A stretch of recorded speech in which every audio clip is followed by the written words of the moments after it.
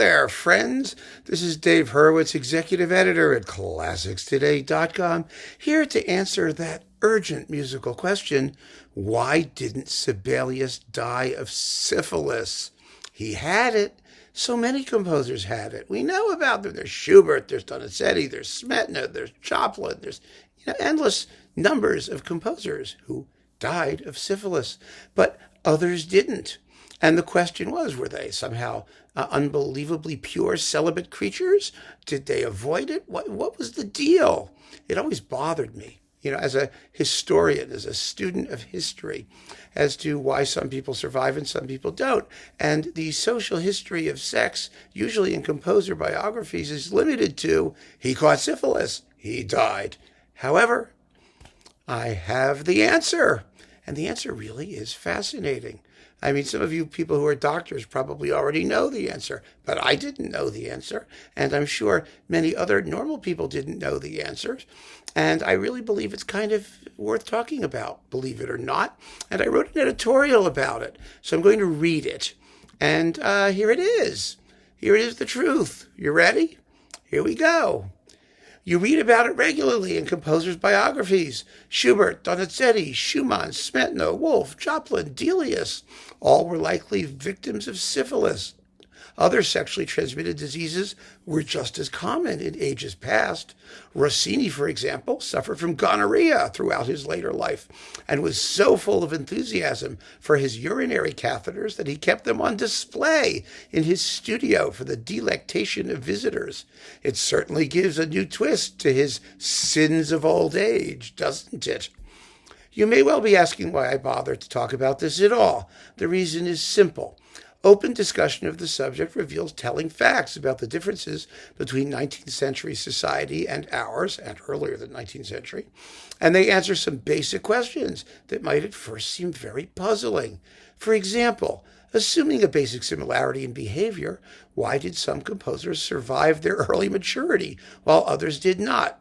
Until recently, social historical issues such as the sexual conduct reflected in public health statistics found little room in most composer biographies. And if the subject died of syphilis, it was assumed, reasonably, that everybody knew how they got it. Composers who did not die of syphilis presumably either did not have sex or they did the dirty deed and got away with it. And that was that. Now, we know that the reality wasn't quite so simple. Well, sometimes it was that simple. There's always Bruckner. Otherwise, a new generation of historians, many of them women working in the unfortunately titled field of women's history. I say unfortunately because it's often the study of universally relevant aspects of social historical development, and it shouldn't be pigeonholed. But these women have uncovered a vast quantity of data directly and fascinating, applicable to our understanding of composers' lives. One author who has taken full advantage of the latest research is Glenda Dawn Goss in her magnificent biography, Sibelius, A Composer's Life and the Awakening of Finland. That comes from the University of Chicago's Press in 2009, and it's a wonderful book. And if you haven't read it, you really should if you care about Sibelius. It's terrific.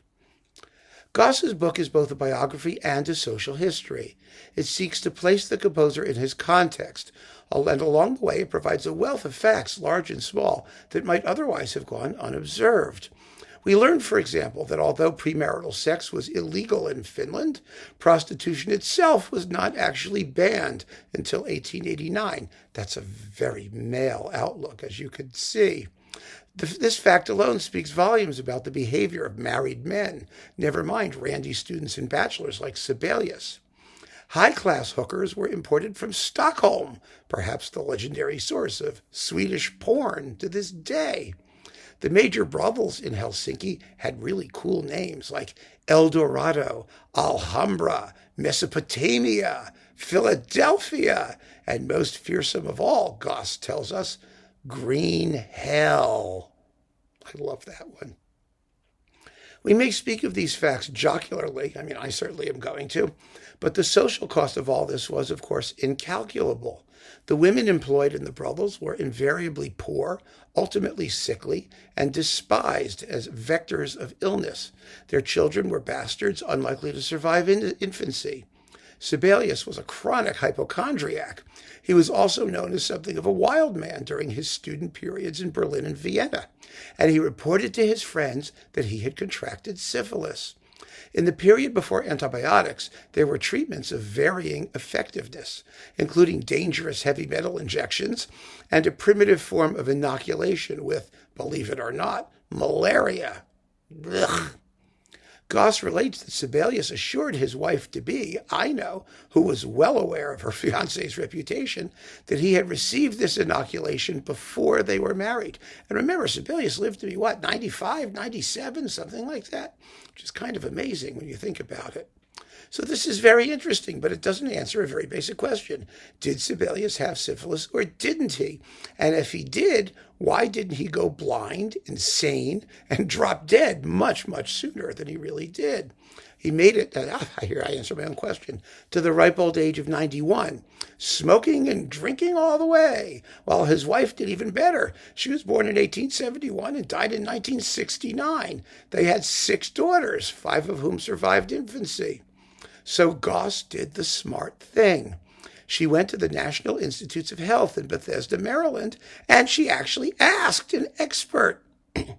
As it turns out, under normal circumstances, syphilis is only contagious when it's virulent, that is, when there is an ulcer or open sore. However, after the first 4 years following infection, the majority of people, some 90%, self-cure and will never experience the most horrific later stage symptoms of tertiary syphilis, the ones that many of us saw in those high school sex ed VD scare films. I'm sure most of you saw it, and you remember what that looked like. This does not mean that syphilis is not a very frightening disease if left untreated.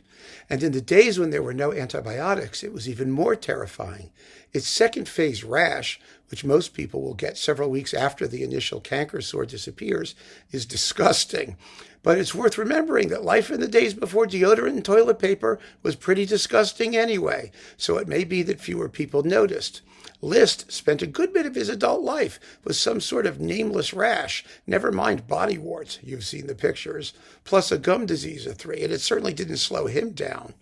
The only point I want to stress is that the list at the start of this article of composers who died of syphilis consists of the especially unlucky 10% that did not beat the odds, and that the rest of the musical world comprised normal participants in a society that was in some ways similar to our own, but in other ways quite different on account of its need to adapt to the circumstances of both human nature and the primitive medical science of the day. It's helpful to know that contracting syphilis, as many surely did, was not an automatic death sentence, if only because it confirms that composers who did not die of the disease also did not spend their bachelorhood trapped in some strange pre-modern form of celibacy, except for Bruckner. On the contrary, recreational sex in the days before antibiotics involved a risk versus reward calculation that in no way diminished its excitement, allure, or inevitability. And that, my friends, is the story. I hope that this little lesson in social history has sated your curiosity, if perhaps it did not sate some of your other urges. Keep on listening, folks. Thanks for joining me, and take care.